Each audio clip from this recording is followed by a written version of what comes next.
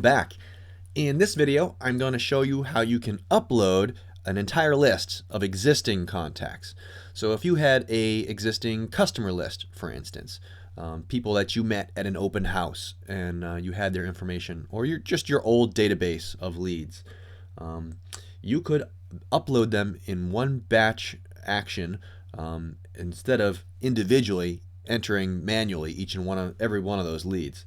And so the way that is done is basically navigating to the list that you want to import those leads into. So we'll use our training demo list. And then you're going to need for this function a CSV file, which is a spreadsheet format. So if I switch over here to my spreadsheet program, you can see that I've created this generic list here. It's got columns and, importantly, a header row where the names of my fields are named, and then data rows proceed after that. Each of these columns, each of these different data fields, is actually optional with the exception of the last one, the phone number. You need to have that at minimum. You're probably also going to want a name so that you know who these people are, but at minimum you do have to have a phone number column. But this is the way you would format your CSV file in your spreadsheet program of choice.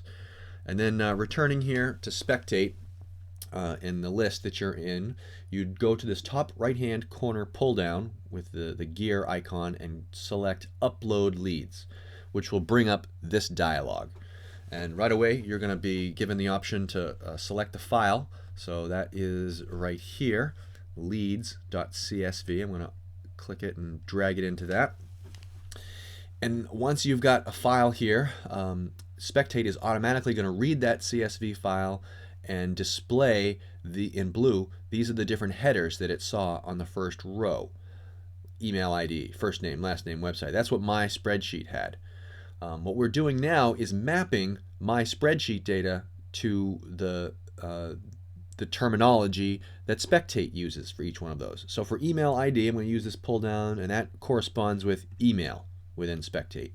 And first name corresponds to first name. Last name corresponds to last name. Website and phone number.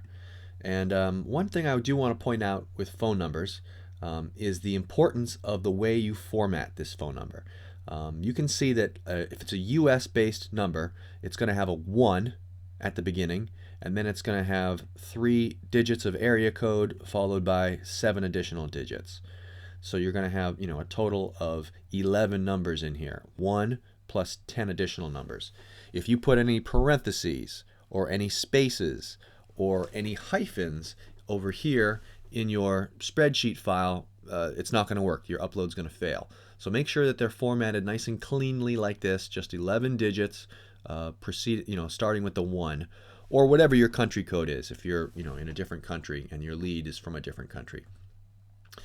Anyway, now that I've mapped all those fields, again, you have to select that I have permission to add these persons. So all these leads are people that you have previously established relationships with, and you have their permission to correspond.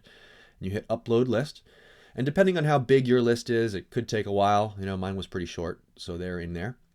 And now you're going to want to hit Refresh in order to see them appear. And there they are. So Susie Homebuyer has a green icon indicating that her phone is a cell phone number, as does Johan and Tamra. These blue ones indicate that these are landlines. So if you knew for a fact that that number you've got for Leslie Chavez is not a landline, that it's a cell phone, then feel free to click on that number, go to her summary, and change her from a landline to a cell number. And we'll save her.